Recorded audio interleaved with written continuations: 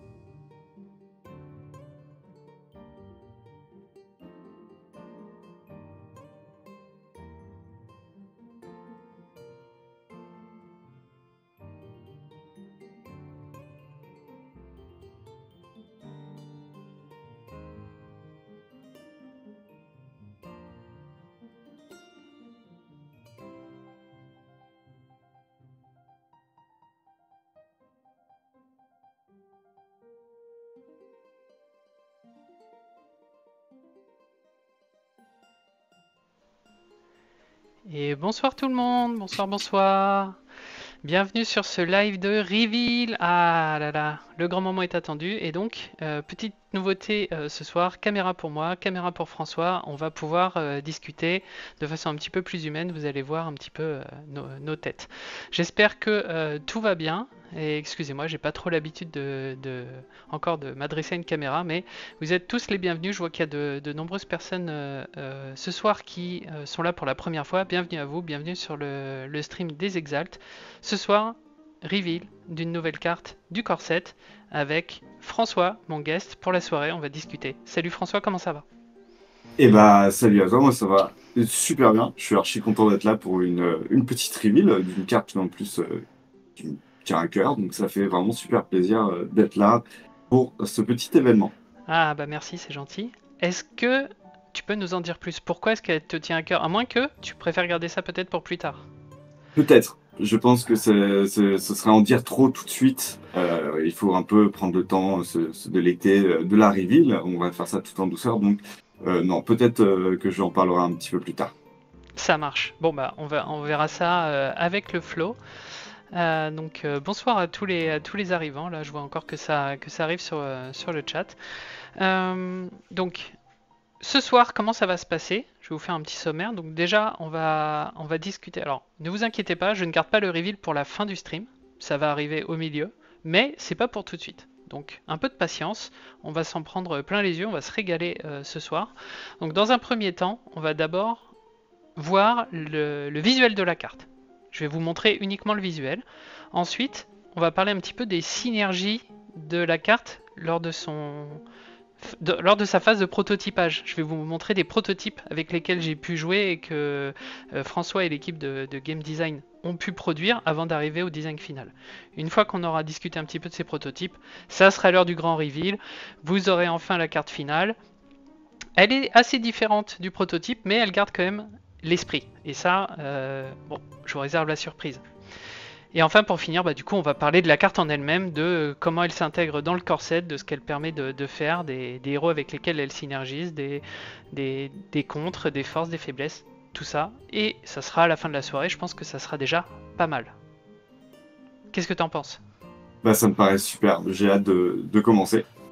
Eh bien, la première chose que j'ai envie de faire, c'est que peut-être tu te présentes un petit peu. Voilà, un beau visuel que tu m'as partagé, que je voulais, je ne pouvais m'empêcher de montrer aux viewers.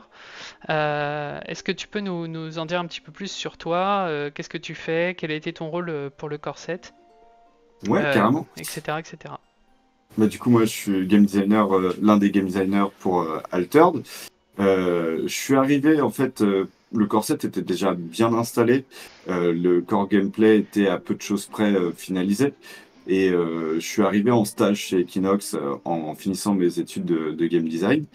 Et rapidement, du coup, j'ai dû me mettre au niveau pour commencer à travailler sur le corset et commencer à produire des idées, des cartes, des designs et potentiellement euh, euh, avoir un impact sur ce qui étaient les dernières mécaniques du core gameplay qui n'étaient pas encore totalement fixées.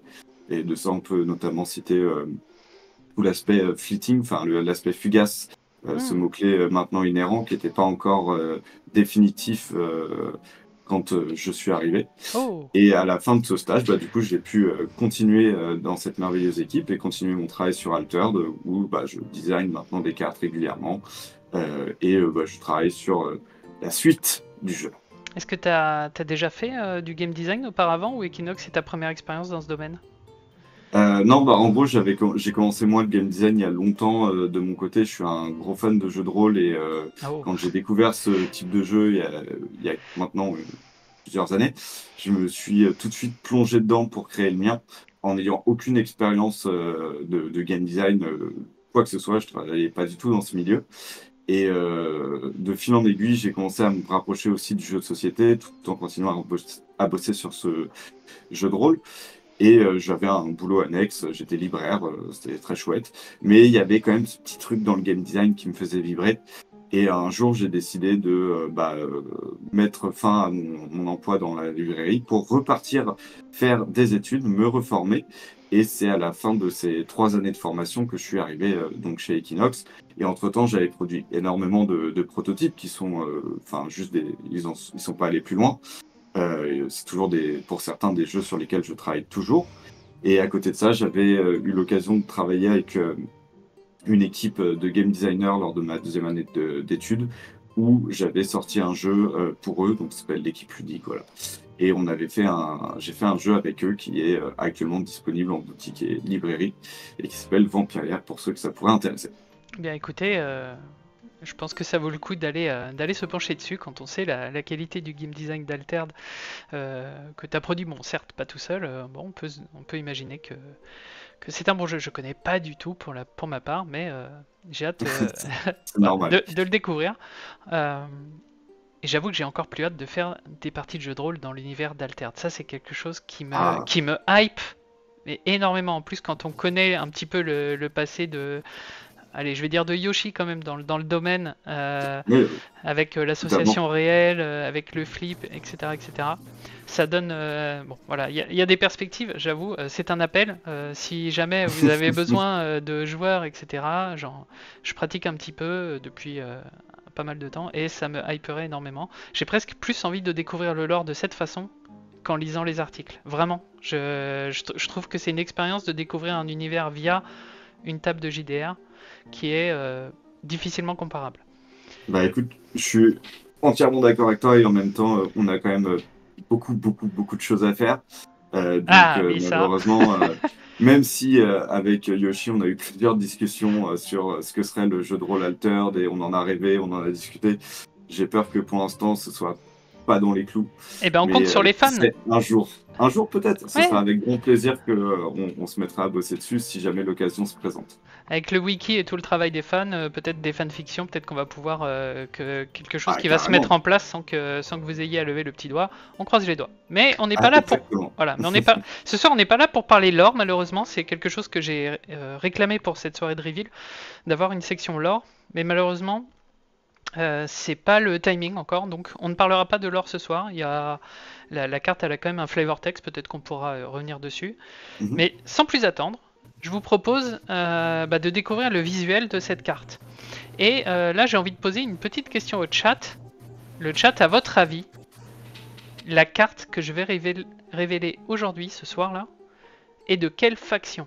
Est-ce que vous avez une idée? Si dans le chat vous pouviez me répondre, comme ça on aura une petite idée de. Je propose un petit indice. Mhm. Le logo de la faction, sa couleur peut être retrouvée sur la photo qui est présentée de moi. Quelque part dans la photo, il y a la couleur de la faction. C'est un énorme indice. C'est un bon indice. Alors nous avons Forget Me Not 84 qui dit bravo s'il espère. Nous avons SpagoX qui parie sur Ordis. Nous avons Dandy qui est au courant, bon très bien. Mouna évidemment de Ampiflore qui, comme son nom l'indique, est proche de la nature. Bravo Slira. Ah, bravo à nouveau. On a un petit peu de tout. Personne pour Axiom, personne pour Izmir. Les fans de ces factions-là ne sont peut-être pas sur le chat. Nous avons Torque qui veut du Ordis. Il veut il veut voir de l'ordre, des lois. Et dans ce. Du bleu, du bon gros bleu. C'est vrai que la photo est très bleue. C'est vrai. Allez. Unskill qui serait pas une petite carte Axiom. Et il me semble que la semaine Axiom c'était la semaine dernière. Et donc après le A vient le B. Et c'est une carte Bravos que nous allons découvrir ce soir. Et oui, car Lokinox, en dehors de troller, il fait quand même un petit peu les choses correctement. Si on a prévu le live ce soir, c'est parce qu'on est dans la semaine Bravos. Et on entame la semaine Bravos avec, pour moi, une carte que j'apprécie beaucoup. Et j'espère que ça sera le cas également pour vous. Pour moi aussi en tout cas, et ma faction de cœur que j'ai représentée à différentes occasions. Donc, et l'indice c'était donc le pull, bien entendu. Le pull. Le fameux pull Bravos pour se tenir chaud lors des expéditions compliquées. Alors, et moi, effectivement, c'est aussi la faction que j'ai playtest pour l'établissement du corset. C'est pour ça que c'est une carte en fait que j'ai demandé. C'est une carte que j'apprécie beaucoup. Par le visuel, c'est pas forcément la carte la plus forte ou quoi que ce soit. C'est juste son flavor, son visuel. Beaucoup de choses me plaisent dans cette carte et c'est pour ça que j'ai demandé son reveal. Et alors, je vais commencer par la commune. Et c'est parti. Et là, Ah, qu'est-ce qu'elle est belle. je sais pas s'il la voit encore. Je Non. crois que tu l'as réservé juste pour nous, là, en Oui, il prévision. y a un petit délai. Effectivement, si tu regardes directement sur le stream, tu as peut-être quelques secondes de délai. Ah non, il faut que je fasse une transition. Ouais. My bad, je débute encore dans le stream. Il devrait l'avoir dans 3, 2, 1, maintenant.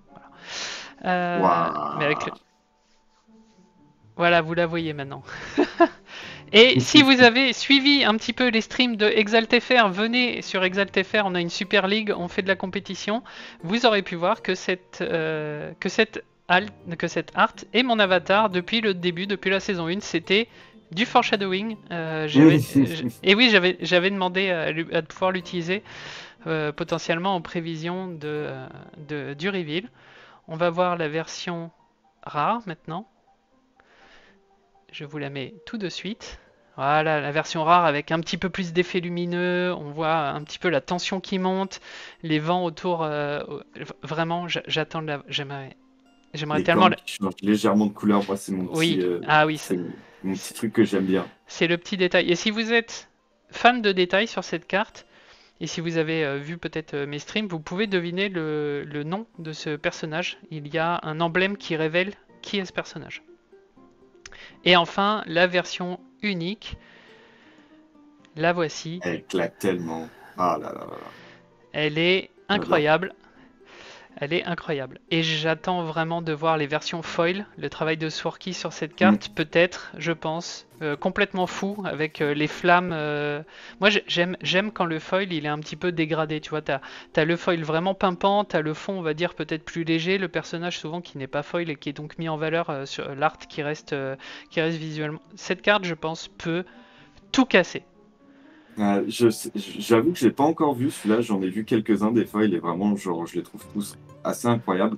C'est vraiment un travail sur lequel je trouve ça tellement bien bossé. Mais j'ai pas eu encore l'occasion de voir cette carte du coup en foil. J'espère que je pourrai l'avoir bientôt Ah pour bah en voir un ça, gros début tard. On attend tous le bientôt. Malheureusement, bah, du coup, comme on sait que le print on demand ne sera pas pour tout de suite et que cette carte n'a pas d'art alternatif, je pense que il va falloir attendre un petit peu et ranger son frein en attendant pour pouvoir l'avoir en foil. Ah bon, bah voilà, Ouais. on s'est régalé. Merci à tous pour la soirée. Non, je déconne. Vous n'avez pas encore vu la carte, donc à partir de maintenant, je vous demanderai d'ouvrir vos chakras et de faire attention. Je vais vous montrer des prototypes. Attention, il ne s'agit pas de reveal. Je vais vous montrer un prototype de la carte. Donc on va voir son nom, on va voir des statistiques, on va voir une vraie carte, mais qui n'est pas la vraie. Allez, c'est parti. Et donc le personnage, il s'agit de Tomo Egozen, dont on peut voir l'écusson sur son épaule. La carte que vous voyez actuellement est donc un prototype. C'est le premier prototype auquel j'ai eu à faire face lors des sessions de test. Et moi, quand j'ai lu ces lignes d'effets, ah là là, c'est la dinguerie. C'est la... euh, C'était un peu une carte qui se voulait volontairement flashy, qui voulait qu'on puisse faire des choses, qu'on puisse trickser avec. Et clairement, ça a été, quand elle a été prototypée, tout de suite, il y a eu un engouement autour de la carte qui a été assez fort, qui a orienté beaucoup d'autres choix et de design qu'on a fait derrière. Ah, Peut-être intéressant. un peu trop d'ailleurs, mais c'est aussi pour ça qu'elle a fini par changer au fil du temps. Mais ça a vraiment été. Pour le coup, il y avait des designs de Tomo Egozen avant elle, parce que pour la petite anecdote, je crois que c'est un des plus vieux arts qui a été fait, qui remonte au plus loin. Moi, je sais que quand je suis arrivé, donc il y a maintenant 1 an et demi, elle était déjà là. Et à l'occasion de cette soirée, je suis allé fouiller dans des vieux protos qui avaient été faits à l'époque, bien avant que j'arrive. Et j'ai retrouvé cet art-là dedans, et il était déjà là. Et ils avaient absolument rien à voir d'ailleurs avec ce qu'on peut voir maintenant. Vraiment un tout autre design. En même temps, le core gameplay n'était pas le même. Voilà. Mais c'est très très vieil art qui est resté tout au long de la phase de test, enfin de la phase de production. Et oui, si vous voyez la carte pixelisée, ce n'est pas un effet du scan, c'est littéralement la carte prototype que j'ai chez moi est pixelisée. C'était le premier print. Je vous mets une version la semaine d'après qui est déjà un petit peu plus propre. Voilà, ils ont commencé à imprimer. Bon, voilà. Ça reste la commune, c'est exactement la même carte, mais si vous voyez en bas, il y a les dates qui ponctuent un petit peu les différents designs qui ont pu être faits. Voilà, je vous la mets en version un petit peu plus propre. Mais oui, on a travaillé littéralement avec des pixels. Mais en vrai, je trouve qu'elle a un petit charme quand même, la carte pixelisée, un petit côté rétro, qui est pas pour C'était me un peu déplaire. Ouais, bon gros alpha test, quoi. c'est ça.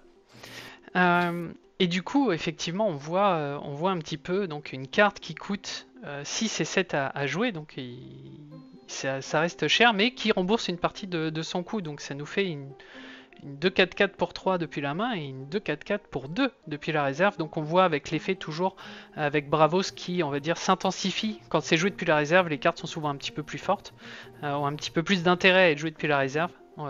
Donc ça c'est un trait qu'on retrouve chez beaucoup de cartes Bravos, mais aussi chez d'autres factions. Euh, et du coup, on n'a pas parlé de la ouf encore, mais on garde ça pour le reveal. Mais là, en l'occurrence, c'est une carte qu'on pourrait très bien imaginer, par exemple, chez Axiom. Oui, exactement. C'est une carte, en gros, quand on a commencé à travailler sur Bravos, il y a plusieurs choses qui en sont ressorties. Et je pense qu'un des exemples, comme tu as dit, c'est le côté, quand ils reviennent de la réserve, ils coûtent certes plus cher, mais a priori, ils sont plus forts, ils ont plus de stats. Ils ont de Et l'expérience. un autre moyen, voilà, exactement. Un autre moyen de faire ça, c'est de garder les mêmes stats, mais de baisser le coût de mana. Et donc, c'est un petit peu ce pattern qu'on peut retrouver d'une manière différente et qui était unique à Tomoe Gozen et qui donc la rendait encore plus flashy sur cette carte. Et qui était aussi conçu justement pour aller de pair avec Hatsadi, qui donc pouvait réussir à romper plus rapidement, à atteindre plus rapidement des hauts niveaux de mana, et pouvoir donc jouer une carte en fait pas trop chère, parce que c'est dans Alter, vu que dès le moment où tu payes une grosse carte, ça met quasiment globalement fin à ton tour, et que des fois tu aurais envie de prendre un peu plus de temps pour voir ce que fait l'adversaire, et puis jouer en conséquence tes cartes. Celle-ci était très pratique pour prendre un peu plus de temps, dire ok, je dépense que 3, je dépense que 2, je mets des stats, mais surtout j'attends de voir ce que tu fais tout en mettant une menace sur le board. Et c'était vraiment ça un peu euh, la ligne directrice, c'est un petit peu ça comment dire, la ligne de conduite de la carte qui nous a guidés à travers les différents designs, notamment celui-là et ceux qu'on pourra, le design final qu'on verra par la suite. Alors en effet, c'est une carte un petit peu... Hey, merci pour le follow. C'est une carte un petit peu manage sheet. Et qui du coup va bien avec Hatsadi. Alors j'ai mis des petits écussons de validation. Donc là par exemple, on peut voir que pour Hatsadi, moi j'ai trouvé que c'était une carte qui allait bien. C'est une carte que j'ai envie de jouer avec Hatsadi. Effectivement, comme tu le disais, c'est une carte qui coûte cher, mais en fait ça reste une carte à 3, donc c'est quelque chose qu'on va pouvoir jouer dans un tour presque normal. J'ai également checké le fait qu'elle allait bien chez Kojo. Pour moi, c'était ok, c'est-à-dire qu'effectivement, c'est une carte haute curve, mais c'est une carte qui a un coup efficace, des stats pour son coup qui sont efficaces, c'est ce qu'on veut dans Kojo, et ça donne, on va dire, un petit finisher, un petit surplus de punch pour la fin de partie quand il faut finir cette dernière expédition qui nous échappe. Donc voilà, c'est une carte que j'envisageais potentiellement et que j'ai joué d'ailleurs dans Kojo à l'époque. Par contre, c'est pas une carte que je trouve très synergique avec Basira, puisque elle ne trigger absolument aucun boost. Et donc c'est une carte, on va dire, pour moi, quand une carte valide, on va dire, 2 des 3 héros de la faction, et qu'elle est en plus dans le thème, donc là on parle d'une carte qui se renforce dans la réserve, c'est une carte qui est gagnée, quoi. Enfin, pour moi, 2 sur 3, avec peut-être Hatsadi en prime, mais on est bon. Exactement. Bah, Kojo, il aime bien juste les bons body, des cartes pas trop chères qui vont mettre juste des bonnes stats. Et ça rentre totalement dans la ligne de mire de Kojo. Donc, clairement, c'était ça aussi qui nous plaisait beaucoup dans la carte, c'est sa polyvalence entre ces deux héros. Donc, c'est agréable à avoir dans le set. Et donc, la plupart du temps, en cours de game design, est-ce que vous... Alors, évidemment, vous avez les héros en tête, hein, j'en doute pas une seconde. Est-ce que vous tenez absolument à essayer de faire en sorte qu'il y ait au moins 2 des héros? S'il y en a qu'un seul, c'est ok. Ou est-ce que vous forcez pour essayer de faire en sorte que les 3 fit? Ou est-ce que c'est plus une vue d'ensemble? C'est-à-dire que s'il y a dans le corset peut-être 60% des cartes qui vont bien à Kojo, 70 qui vont bien à Tsadi. Oui, j'augmente, ça fait plus de 100%, mais parce qu'il y a des overlaps, bien sûr. En fait, c'est à partir du moment où est-ce qu'on a une masse critique dans le corset pour un héros, vous êtes content et c'est plus comme ça que vous travaillez, ou c'est vraiment focus carte par carte? C'est plus... En fait, c'est en plusieurs temps. Au début, c'est un peu... On essaye de faire des cartes qui vont nous sembler overall bonnes sur au moins un ou deux héros. C'est un peu l'objectif. Si elles le sont sur les 3, c'est vraiment genre génial. Mais après, c'est un staple. Donc les staples, c'est bien, mais il faut pas en faire constamment non plus. Et après, tu as les cartes qu'on veut un peu plus staple, orientées vraiment vers un seul et même héros, parce que ça fait partie un peu de sa cœur mécanique dont il a besoin. On pourrait notamment parler du Mighty Jin pour Hatsadi, qui a besoin de ramper, donc c'est l'un des outils qu'il a à sa disposition. Mais ça, on peut pas faire que des cartes comme ça, parce que sinon, en fait, on se retrouve avec une série de cartes pour Kojo, une série de cartes pour Hatsadi, une série de cartes pour Basira, et l'intérêt est amoindri. Donc du coup, on essaye de faire des cartes qui vont pouvoir avoir un ou deux plans de jeu, si ce n'est les 3. Après, une fois qu'on a fait cette première passe, on utilise différents outils d'analyse pour vérifier qu'on a, selon nous, assez de cartes pour chacun des héros. Et si c'est pas le cas, on va venir essayer de rectifier le tir. Ou sinon, on fait un peu en notre âme et conscience que peut-être ce héros va du coup voir un petit peu moins de play parce qu'il a été un peu, entre guillemets, délaissé parce que pas assez de place, même si c'est relativement rare et on a fait un gros travail pour que tous les héros soient jouables. Il y en a peut-être qui seront moins puissants dans le corset, qui seront améliorés avec les extensions à venir, et vice-versa. Et du coup, on fait une sorte de ce qu'on appelle un rétrosquelette, où on regarde ce qui a été fait et on vérifie que les chiffres, les indicateurs, a priori, sont aux bons endroits. Et puis, bien entendu, après, on a les retours avec les équipes de testeurs qui nous font savoir s'ils ont l'impression que leur héros de cœur, notamment, est un peu délaissé. Et du coup, après, on revoit en fonction de ce qu'on peut faire et de ce qu'on considère être utile à faire pour rectifier le tir. Super intéressant.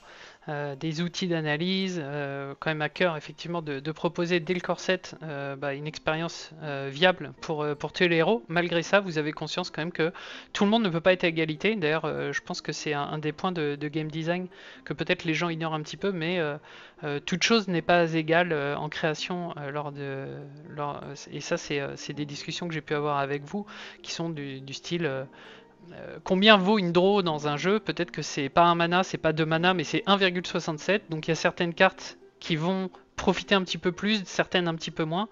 Il y a certaines cartes qui sont intrinsèquement plus fortes que d'autres, et c'est presque souhaitable. Ça donne un edge à la prise de décision, à certains choix, etc. Donc très intéressant en tout cas. Je vais rebondir un tout petit peu sur le chat. On a Dandy qui nous parle de la fonderie du Bastion Axiom. C'est une carte que je voulais intégrer à ce soir. Effectivement, c'est quelque chose qui vient immédiatement à l'esprit quand on connaît la carte. Elle a été reveal lors de l'ouverture d'un booster par Amaury. Alors je sais plus si c'est Amaury ou si c'est Suri, sur Replay qui l'a ouverte, mais effectivement on a pu la voir, mais le visuel n'est pas encore disponible sur le site, donc j'ai pas pu me le procurer, mais on pourra en parler un petit peu plus tard quand on parlera des synergies. Et on a Tib qui nous dit qu'il faudra des cartes de mana, effectivement. Tomoe, c'est une carte qui profite du fait qu'on rampe, on peut la jouer plus tôt, mais elle est pas intrinsèquement plus forte du fait de la rampe, c'est juste que, en fait c'est comme toute carte qui coûte cher, bah, plus tôt on peut la jouer et mieux c'est quoi. Donc, donc voilà. Et qui nous dit aussi qu'il voit pas trop pourquoi ça serait dans Kojo, puisque pour lui les listes de Kojo et de Bazira sont les mêmes. Et là-dessus je m'inscris assez en faux. Pour moi les deux persos ont pas du tout les mêmes types de decklist. C'est peut-être le cas aujourd'hui dans Exalted parce qu'il manque des cartes clés actuellement pour Bazira, mais on a eu des reveals quand même euh, il y a peu qui nous font comprendre que Bazira peut avoir une toute autre tête que Kojo, notamment on pense avec les cartes qui font perdre le fleeting ou avec les cartes seasoned dès la version commune qui nous ont été révélées. Tout à fait, ouais. Je pense qu'effectivement, c'est peut-être aussi un manque de connaissance des autres cartes qui vont arriver, mais ça, du coup, on laisse la surprise. Mais clairement, je pense que Kojo et Bazira sont assez différents dans le corset en termes de decklist. Je me fais pas trop de soucis là-dessus. Ouais, j'ai le même avis. On va passer à la suite, donc je vais vous montrer maintenant deux versions différentes de la version rare. On reste dans les prototypes, c'est pas encore l'heure du reveal. Et on passe sur, voilà, Tomoe Gozen rare. Donc la version rare avec une capacité de support.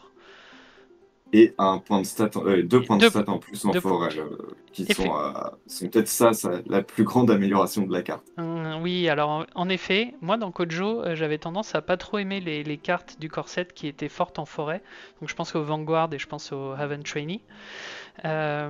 Donc j'étais toujours en recherche de forêt. Et j'avoue que Tomoe là-dessus, bah, elle déçoit pas quoi, en version rare. Ouais, effectivement, clairement, puis elle devient extrêmement rentable. Si on fait le calcul, c'est une 4-4-4 pour 3, puis une 4-4-4 pour 2. En termes de puissance, on y est, quoi. Ah, on y est. Ça blague plus du tout. On y est plus que tout, mais je vous garde une petite surprise pour le reveal. Croyez pas que c'est que c'est le maximum qu'on va voir. Alors, pour le coup, bah, Hatsadi toujours check, Kojo toujours check, même encore plus. Et puis Bazira, bah check aussi, hein. Bah ouais, du coup. Puisque un petit boost depuis la réserve. Alors ok, on sacrifie une carte. Ah, voilà, on sacrifie une 4-4-4 pour 2, mais on met 2 boosts sur potentiellement, je sais pas, un truc gigantesque. Bon, là on parle peut-être un peu trop fort comme carte, non? Qu'est-ce que... C'était vraiment. Disons que le pire là-dedans, pour moi, c'est que c'était pas ça le problème de la carte. C'était même. Enfin, on n'a même pas eu le temps d'arriver vraiment jusqu'à ces problèmes de fond sur le côté stat. Est-ce qu'elle est juste pas trop statée? Est-ce que cette polyvalence, avec le fait de pouvoir la défausser pour mettre 2 boosts gratuitement sur, par exemple, comme tu disais, une créature gigantesque, est-ce que c'est trop fort? Parce qu'en fait, il y avait des trucs bien plus cassés qui se passaient avec Tomoe Gozen, qui était le premier mur, on va dire, de n'importe quoi. Et je crois d'ailleurs que je l'ai vu passer un moment dans le chat par quelqu'un qui a vite vu les possibilités. Oui, voilà, c'est Dandignon avec la fonderie Axiom. Voilà, ça par exemple, faire du mana positif, c'était possible. C'est également un des premiers decks que j'ai fait à une époque où les rares, notamment ouf, étaient très différentes que celles qu'on va vous proposer dans le corset, qui était effectivement d'introduire le Bastion Axiom dans Kojo. Et j'avais fait un deck que j'adorais et j'avais même pas mis Tomoe dedans. J'avais. Pardon, Oui. je te coupe, c'est juste pour. J'ai vu dans le chat, en fait, on parle comme si tout le monde connaissait, mais quelqu'un demande qu'est-ce qu'est la fonderie, donc c'est la dernière carte qu'on a reveal. C'est un permanent Axiom qui coûte 3 mana, et une fois par tour, tu peux épuiser la carte pour que la prochaine carte que tu joues depuis ta main active son effet de réserve. Donc là, ce serait redresser 5 orbes de mana. Voilà. Donc c'est pas mal. Donc c'est-à-dire que si on la joue, en gros il nous faut quand même 6 mana, il faut avoir la fonderie en jeu, on l'active et d'un coup Tomoe finalement active son effet de main puisqu'elle est jouée depuis la main et ainsi que son effet de réserve par le truchement de la fonderie, ce qui fait que en la jouant pour 6, on redresse 8 mana. Voilà. Et donc, on a techniquement gagné 2 mana sur le coup de la carte, Il en paraît, ayant posé une 4-4-4 sur le board. il paraît que c'est pas mal. Ça s'est avéré vrai. Très bien. C'est juste pas il paraît. On l'a vu, c'était drôle. Voilà. C'est drôle Mais quand on la joue, quand on la subit peut-être un petit peu moins. exactement. On a vu des choses très drôles mais bon, du coup, on a dû changer certaines choses. En plus, le pire, c'est que je pense que l'interaction avec la fonderie était peut-être la plus soft de toutes. Mais ça, je te laisse en reparler tout à l'heure. Il me semble que tu as prévu de montrer aussi Voilà, c'est ça. Mais même la fonderie, d'autres bêtises. voilà, là, je pensais qu'on parlerait surtout des héros, mais c'est pas grave, hein, c'est comme ça. Pardon, je suis allé trop vite, Non, excuse-moi. non, non, non, non, non, tranquille. La question de Zizit, effectivement, je l'avais vue, je la réservais pour plus tard, mais vu qu'on répète ces interactions avec la fonderie, t'as bien fait à 2000%. Je vais vous montrer du coup une autre version rare, toujours un prototype, hein, on n'est toujours pas sur le reveal de la carte, on y arrive très bientôt, mais le prototype suivant, bah, c'était celui-ci, et j'ai gardé les checks parce que pour moi ça check à nouveau tous les héros. Hein. Et ce coup-là, on perd la capacité de support et on gagne Seasoned. Et toujours les deux de stats en herbe qui. On aime bien rendre tout ça flat quand on passe en rare. On peut penser à la guerrière du Havre aussi. Surtout aussi en vétéran, c'est particulièrement pratique parce qu'on sait que va du coup y avoir a priori ça va être une cible pour les boosts et on va pas se mentir, c'est toujours plus simple de calculer les boosts sur des stats qui sont toutes similaires que si tu as des petites différences. Donc du coup, quand on fait du season, on peut pas toujours le faire pour des questions d'équilibrage, mais dans la mesure du possible, on essaye d'aligner toutes les stats pour que le calcul et l'impact mental de ce calcul soit moins grosse pour les joueurs. Ah, intéressant. Bah, tu vois, c'est pour ça que ça me fait plaisir de t'avoir. C'est effectivement une notion que j'avais pas du tout en regardant la carte. Quelle part vous avez dans l'équipe de game design sur à cœur la facilité du tracking de la game? Parce que il y a quand même pas mal d'éléments dans le jeu dans Altered. On voit qu'il y a pas mal de monde qui compare ça presque à un jeu de société. Il y a une petite vibe jeu de société. On pense à Régis qui vient de ce monde-là, etc. C'est quelque chose qui est relativement admis et discuté. Et effectivement, comparé à peut-être des plus anciens jeux où à l'époque on pouvait juste prendre le deck et puis vas-y go, Altered, il y a un petit cérémonial, il y a un petit préparatif, il faut mettre les régions, il faut traquer où en sont son héros et son compagnon, voilà. Du coup, il y a un petit peu plus d'éléments de jeu et en plus il faut faire les additions, 3 biomes différents, plein de stats, plein de calculs. On sait que déjà dans le core gameplay, il y a déjà pas mal de complexité en termes de tracking, du coup. Tu peux nous en dire plus à ce niveau-là? Quel est votre travail là-dessus?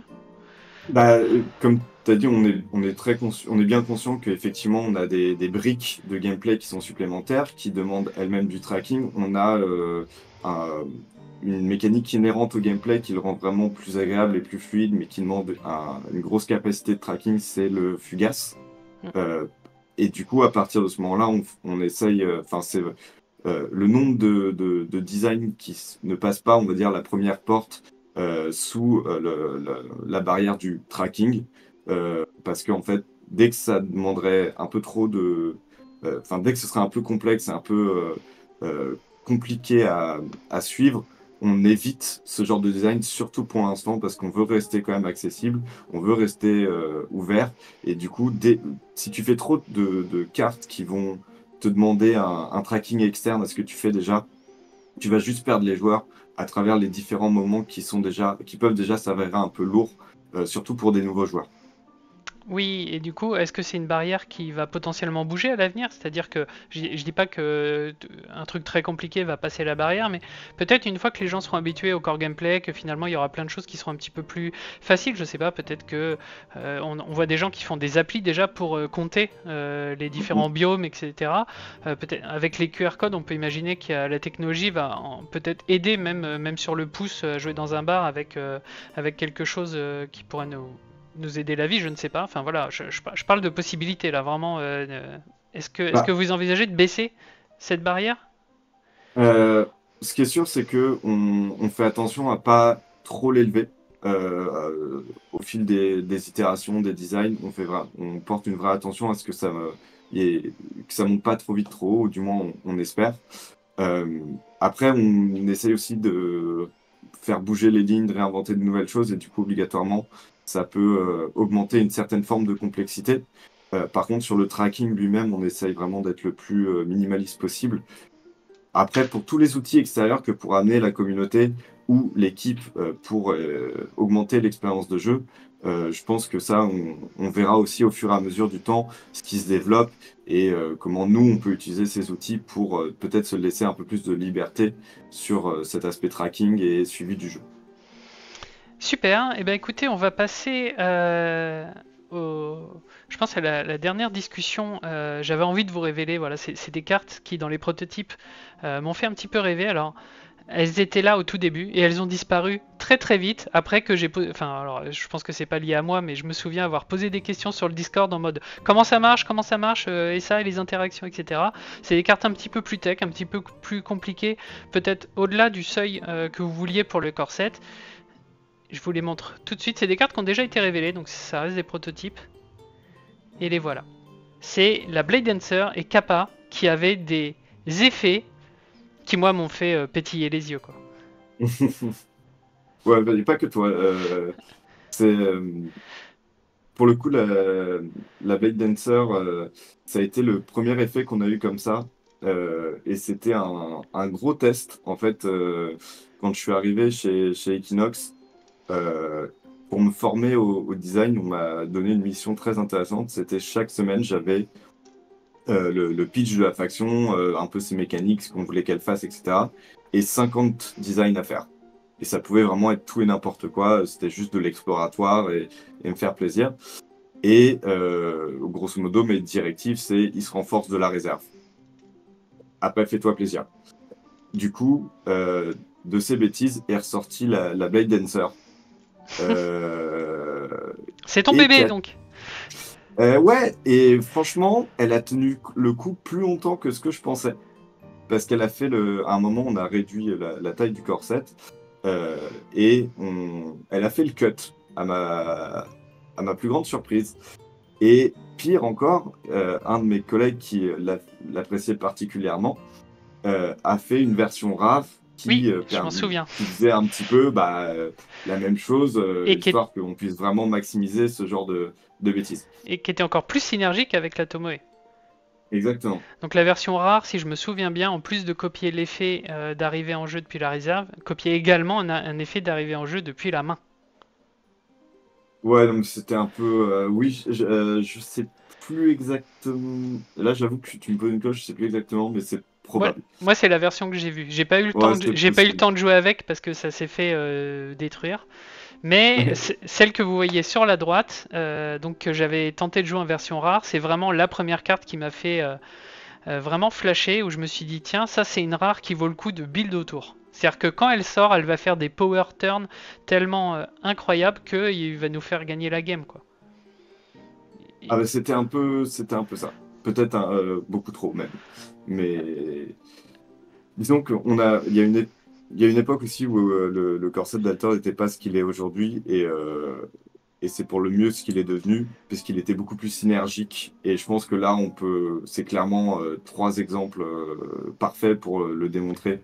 Et c'était très fun, mais comme première expérience d'entrée en jeu, à part c'était un féru de jeu de cartes qui est prêt à vraiment poncer la moindre game action, le moindre euh, petit mana que t'as, ça devenait très vite très complexe. Et du coup, on a préféré un peu step down et se dire, ok, non, on établit déjà un jeu qui a pas mal de choses qu'on doit régir et surveiller, comme on disait.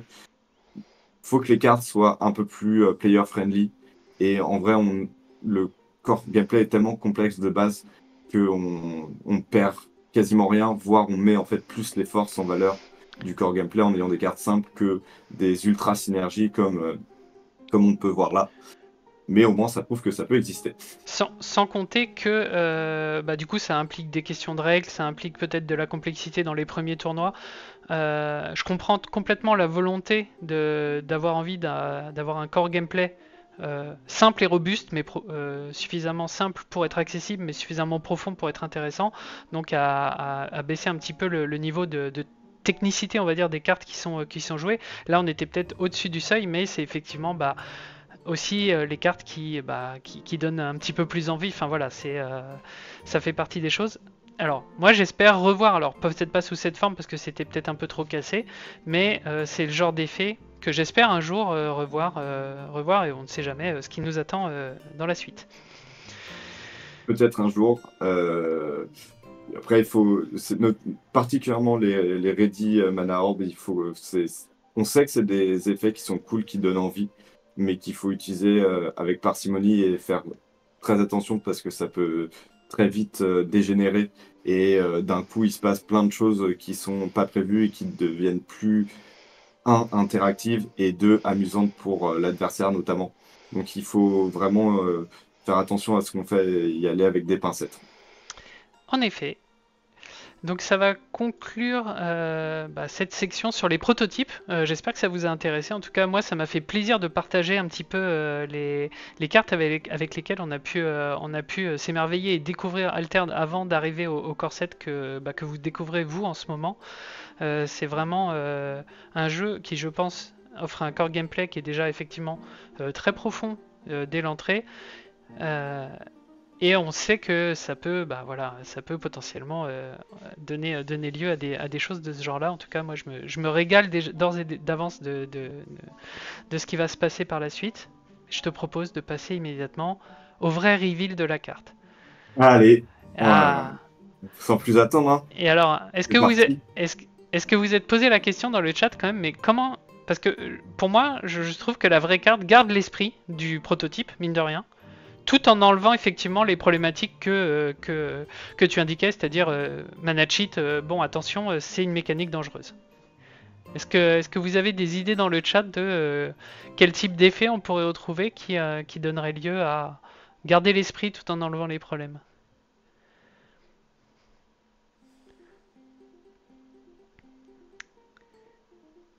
Ah, Réduction de cost coûts, reduction, ouais. intéressant.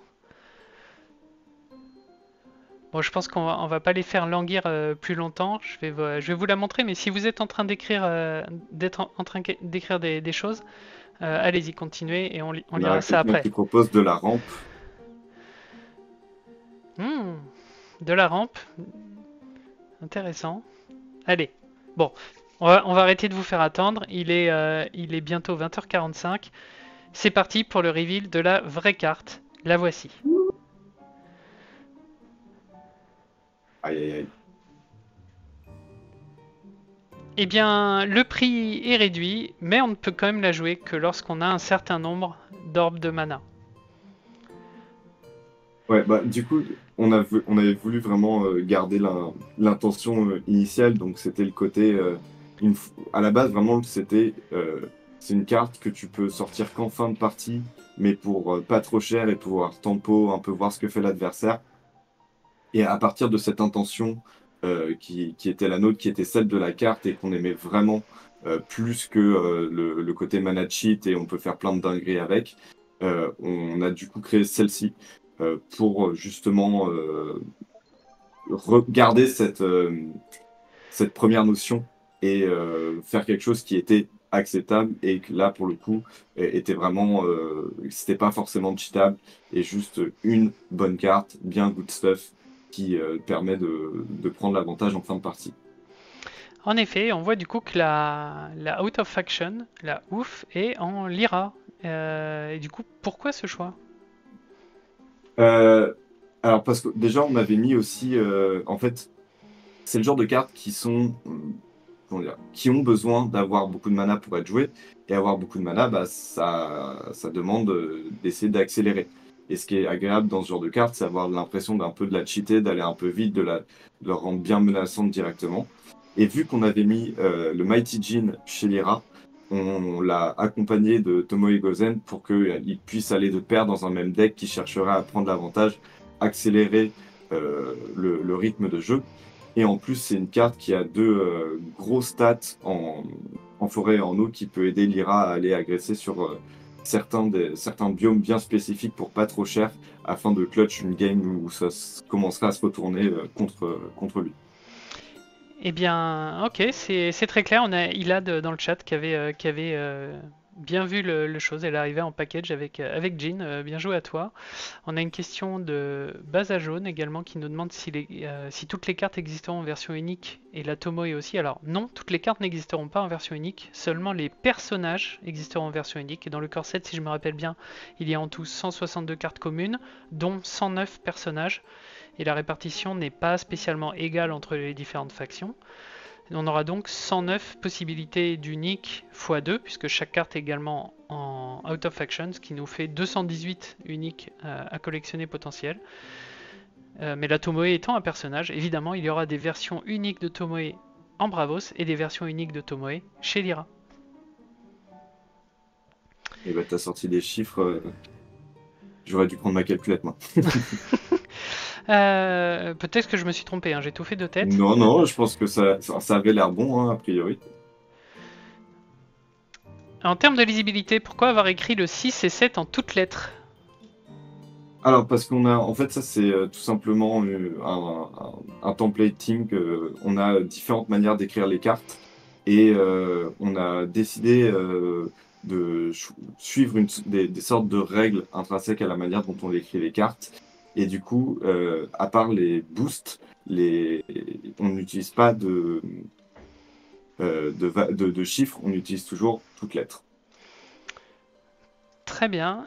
Et on a une question également de Bokeg qui nous demande si elle finit en réserve depuis la main sans avoir assez de mana, on ne peut pas la jouer. Moi j'aurais envie de dire que bah non. Si elle finit en réserve depuis la main sans avoir... Je suis pas sûr de comprendre la question. Imaginons qu'elle soit resupply Ah oui, d'accord. et que bah Et du qu'on coup n'a pas les 6 malades. on Non, n'a non, pas il s'est... voilà, on n'a pas les orbes. On a les manas mais on n'a pas les orbes. Exactement. Depuis la réserve, les cartes sont également jouées. Donc effectivement, le texte dit qu'elle ne veut pas être jouée si on possède moins de temps d'orbes. Donc si on la resupply et qu'on a 4 ou 5 orbes, ben, on ne peut pas la jouer, elle reste bloquée en réserve. Eh bien, je te propose de passer à la suite et de discuter un petit peu de la synergie avec les héros de cette nouvelle carte. Alors pour le coup, bah là j'ai décoché Basira qui effectivement on a vu les deux versions prototypes rares précédentes amenaient soit Seasoned, soit comment dire en écho. Exactement, soit en capacité de support. Donc bon bah je l'ai balayé. Pour moi, pour Kojo, c'est toujours bon. D'ailleurs, on remarque, comme je vous l'avais promis, en termes de stats, on n'est plus sur du 2-4-4, mais on est sur du 2-5-5. Alors, elle coûte 1 de plus depuis la réserve, ce qui me semble tout à fait fair, vu le gain en plus de stats qu'elle a. C'est un monstre, hein, tout simplement. Donc dans Kojo, vraiment un finisher effroyable. Enfin, effroyable, vraiment très dur à matcher. Donc moi, ce genre de carte, ça me fait penser à la fille d'Yggdrasil, sauf que bah là, on fait pas de cadeau à l'adversaire, c'est juste qu'on la joue plus tard, quoi. Ouais, c'est ça. C'est une bonne grosse carte Bravos. Une fois que je suis en place, bah, bonne chance. Gère mes stats. C'est ton problème, pas le mien. Alors, on reviendra sur le côté gestion un petit peu plus tard. J'ai prévu un petit peu de discussion là-dessus. Là, ce dont je voulais te parler, c'est, on a eu la remarque dans le chat, quid d'Atsadi? Car là, moi, j'aurais tendance à dire que bah, dans Atsadi, on rampe, donc la carte est ok, mais elle ne proc plus l'effet du héros. Est-ce que vous avez songé à faire en sorte qu'elle le proc quand même, ou à essayer de donner un petit peu plus d'amour à Atsadi suite à ce changement, ou vous vous êtes dit que ça complexifiait peut-être un peu trop la carte? Alors, du coup, ce qui s'est passé, c'est que même si effectivement elle est peut-être un peu moins obviously OP dans Al-Sadi que ce qu'elle pouvait être avant, elle reste pour moi tout à fait jouable. Parce que de toute façon, en fait, il y a un moment où dans Hatsadi, tu vas avoir atteint ton maximum de compteurs, ton maximum de pioches. Et à ce moment-là, en fait, tu es quand même super content de pouvoir jouer des énormes stats pour 3 mana. Et du coup, en fait, moi, je sais qu'il y a beaucoup de gens qui jouent dans des decks Hatsadi des cartes pas trop chères, qui ont des bonnes stats, qui peuvent te permettre de pas prendre trop de retard et de quand même faire justement un peu des slow play. Et moi, j'aime beaucoup jouer Tomoe Gozen à la place, quitte à prendre un pari risqué, parce que si je l'ai en début de partie, bah, je peux pas la jouer. Mais en fin de partie, bah, généralement, c'est un pari qui est récompensé. Donc, ça reste toujours tout à fait jouable, même si c'est un petit peu moins fort qu'avant. Effectivement, je l'avais check quand même. Je m'étais dit que ça restait effectivement une carte qu'on avait naturellement envie de mettre dans Hatsadi, de par en fait tout simplement le pool de rampe qu'on va forcément mettre dedans. Ça reste une carte qui va être jouable plus rapidement que dans les autres decks et donc quelque chose qui donne envie, potentiellement même en commune, je Mm, pense. mm. Oui, je pense que en commune, elle fait totalement l'affaire et que la rare est d'ailleurs peut-être un peu plus orientée pour Kojo parce que tu veux aller vite et t'as pas Kojo attend pas forcément les 10-12 mana comme peut le faire Hatsadi. En effet, donc, on peut parler, donc on vient d'en parler. J'ai mis un petit peu les synergies qu'a la carte, donc avec les cartes de rampe. Donc je vous montre ici le Mighty Jean, parce que encore une fois, même si pas mal de cartes ont été révélées ces derniers jours via les ouvertures de booster, tous les visuels ne sont pas encore accessibles depuis le site. Donc, mais on peut penser à d'autres cartes. Globalement, Tomoe aime la rampe. Oui, bah clairement, quand on tout de suite quand on te dit je ne peux pas être joué avant un certain niveau de mana, tu te dis bah il faut que je l'atteigne vite, donc comment le faire, ramper. Du coup, clairement, elle aime ça. C'est pas une super carte à avoir en main de départ, par exemple, dans un deck Kojo. Ça fait de très belles orbes de mana en main de départ. Oui, c'est vrai, c'est Et vrai, c'est vrai. c'est aussi un des avantages du core gameplay, c'est-à-dire que quelque part on peut introduire des cartes un petit peu de circonstances, du moment qu'on n'a pas trop et pas que ça, qui viennent pourrir complètement les mains. Et Oui, non, ben on peut faire des choix et puis si la carte est pas au bon moment, bah elle fait toujours une orbe, quoi.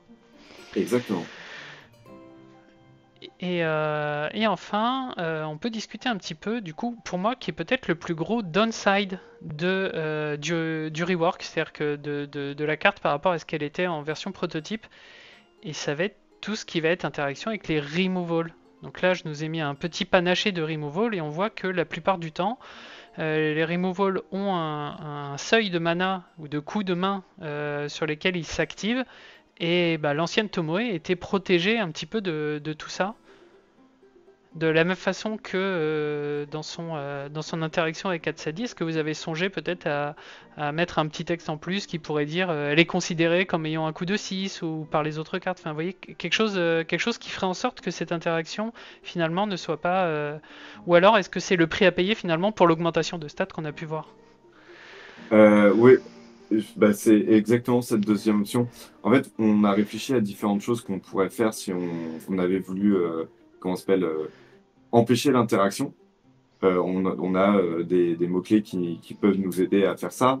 On aurait pu effectivement dire je suis considéré avec un coup de X, mais c'est pas une phrase qui est extrêmement claire et compréhensible et qui va sauter aux yeux des gens sur ah tiens je comprends pourquoi cette ligne de texte est sur la carte, c'est pour m'empêcher d'être touché par Off You Go ou intimidation ou un autre removal qui pourrait interagir avec elle.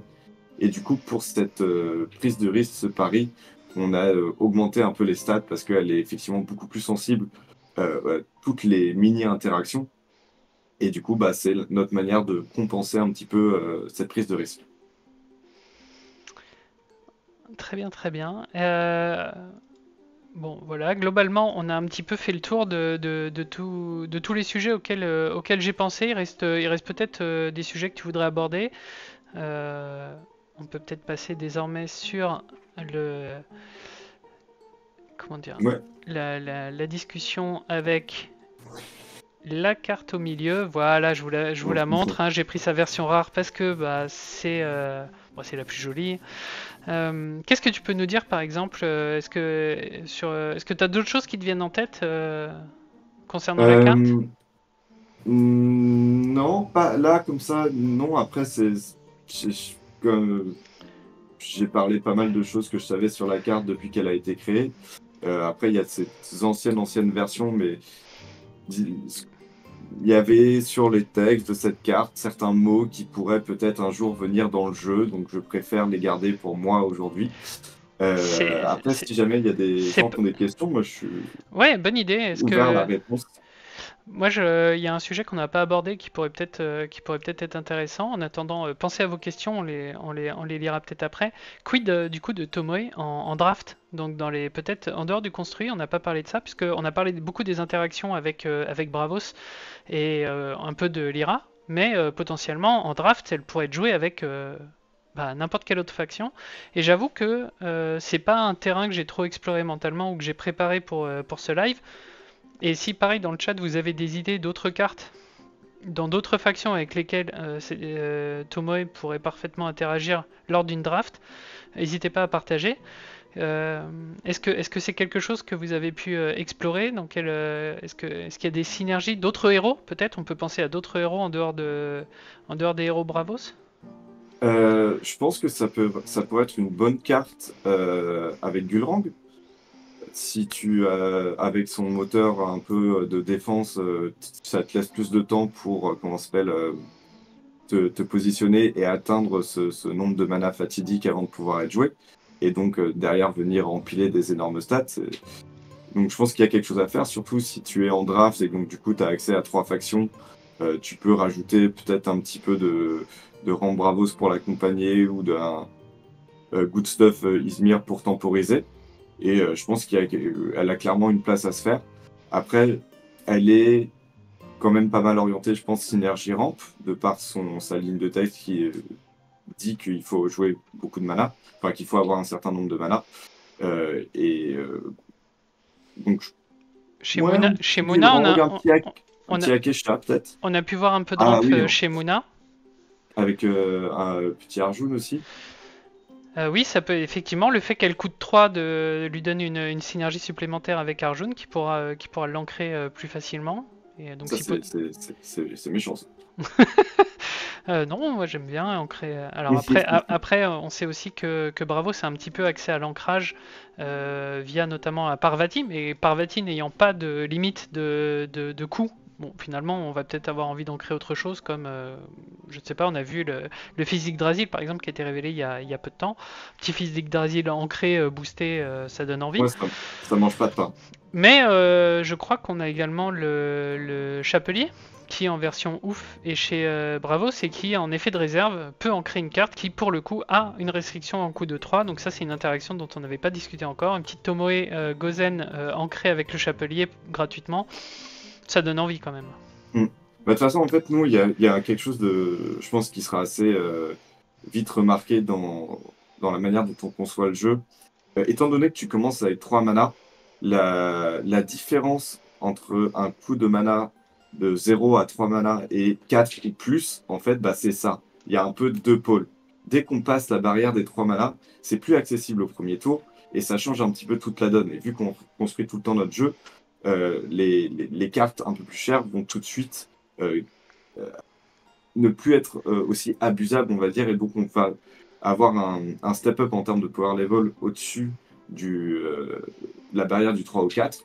Par contre, du coup, effectivement, on perd un accès par exemple, comme on disait tout à l'heure, les removals qui peuvent plus forcément nous toucher, mais aussi certaines synergies intéressantes, comme notamment le fait de pouvoir en créer un personnage qui coûte 3 ou moins. Tout ça, on l'a pas et ça a été réfléchi quand on fait un personnage à 3 ou 4 mana. Il faut bien se poser la question, est-ce que celui-ci, c'est OK s'il est ancré? Est-ce que c'est fun s'il est ancré? Est-ce que ça ne l'est pas? Et on va se poser la même chose pour les removals ou d'autres effets qui pourraient avoir comment ça s'appelle, un coup de mana désigné avant de pouvoir être appliqué. Intéressant, intéressant. Je vois dans le chat, on n'a pas énormément de questions, mais il y a quand même une interrogation qui s'est posée. Alors c'est peut-être plus de l'ordre des règles de jeu et voilà, moi je suis pas sûr d'avoir la réponse. C'est qu'est-ce qui se passe si on révèle cette carte avec l'effet d'Orak? Et ben, on la joue. Même si on a... Non, il faut avoir les 6 mana, pardon. Et du coup, il se passe quoi si on les a pas? Bah, tu la mets en main. Elle- Ah oui, c'est vrai que on peut... J'avais oublié ce détail. Il fut un temps où dans le pouvoir d'Orak, on ne mettait pas la carte en main. Si jamais on Ouais, peut. c'est pour ce genre d'interaction notamment qu'on a dû ne pas faire perdre la ressource. Complètement, oui. C'est plus agréable aussi en termes de feeling pour les joueurs. Parce qu'ils ont quand même bien bossé pour avoir leurs 5 compteurs, autant qu'ils gardent leurs petites récompenses. Voilà, le moins qui puisse arriver, le pire qui puisse arriver, c'est une pioche, c'est déjà pas mal. Donc par exemple, si on révèle un removal et qu'il n'y a rien à removal, bah on le garde en main, quoi. Et en plus, Ouais. l'adversaire, il est au courant, donc bon, Ah c'est, bah, c'est pas ce que tu as envie de trouver. Après, c'est mieux que rien. ça dépend. Il y a si en face on a une fille d'Yggdrasil boostée qui est ancrée, un petit Ah bah removal. là, t'es heureux d'avoir trouvé ton removal, c'est clair. Mais Mais si effectivement, c'est pas le cas, après, normalement, hein, si le deck est relativement bien construit, tu vas sortir quelque chose de rigolo avec. eh bien, écoute, je vois pas plus de questions que ça. Moi, je pense que j'ai épuisé un petit peu les thèmes abordés. Je pense qu'il va être temps de conclure ce stream, ce reveal. Ça m'a fait très plaisir de te recevoir. Est-ce Ouais. que tu auras un petit mot à nous dire sur qu'est-ce que tu peux nous dire sur la suite? Qu'est-ce que tu es en train de faire en ce moment? Sans, évidemment, je sais que tu n'as pas le droit d'en dire trop, mais voilà, je te laisse. Effectivement. Bah, du coup, déjà, je peux remercier pour l'accueil, c'était vraiment très chouette. Ça m'a fait très plaisir. En plus, bah, Bravos, Faction de Cœur, Tomoe Goze, c'est une carte que j'aime beaucoup aussi. Donc, c'était vraiment très agréable de partager ce moment avec toi. Merci. Après, pour ce que je peux dire, je suis actuellement en train de travailler sur un set avec plusieurs autres de mes collègues. Ça va être la deuxième extension. Je trouve qu'on fait plein de bonnes et belles choses. Donc j'espère que le jour où on pourra en parler un petit peu plus librement, eh bien, ce sera un avis partagé par toi et tous ceux qui nous regardent et qui, j'espère, nous regarderont à nouveau si jamais on peut revenir avoir l'occasion de reveal des cartes sur lesquelles je suis actuellement en train de bosser et que tu es actuellement en train de tester. Écoute, ça sera avec grand plaisir en tout cas. Déjà, on va se régaler avec la sortie du corset. On attend tous avec impatience de pouvoir ouvrir nos displays avec les dents dans quelques semaines désormais. Moi aussi. J'imagine. Tiens, quel pledge tu as fait si tu as envie de le révéler, hein, pas de pression, hein. Alors, j'ai changé mon pledge, mais à la base, j'avais pris celui avec les 3 displays, si je me souviens bien. Les 4 displays, je sais plus combien il y a de displays, je suis désolé. C'est 4 displays. Le plus gros pledge en dehors du Divine. Ouais, voilà, c'est ça, exactement. Voilà. Après, pour différentes raisons, j'ai dû changer mon pledge. J'ai plus de boîtes maintenant. Et c'est tout ce que je vais dire là-dessus. Voilà. Très bien, donc un petit SMIC qui est passé allègrement. Bon, non, c'est juste moi qui le dis, hein. Je ne confirmerai ni dénierai l'information. Très bien. En tout cas, moi, ça a été un immense plaisir de te recevoir. Moi aussi. J'ai beaucoup aimé l'interaction, on a appris plein de trucs. Le boulot de game design, en tout cas, moi, ça m'a l'air vachement intéressant, passionnant. Il y a toujours plein comment dire, d'influx, d'informations à prendre en compte sur est-ce que c'est trop fort, est-ce que c'est fun, etc. J'aime beaucoup Oula, oui. la balance que vous essayez d'obtenir et qui doit pas être évidente avec tous les retours qu'on peut vous faire, etc. Sur un jeu qui est même, enfin sur des choses qui sont même pas encore sorties. Donc, en tout cas, merci beaucoup pour cette interview.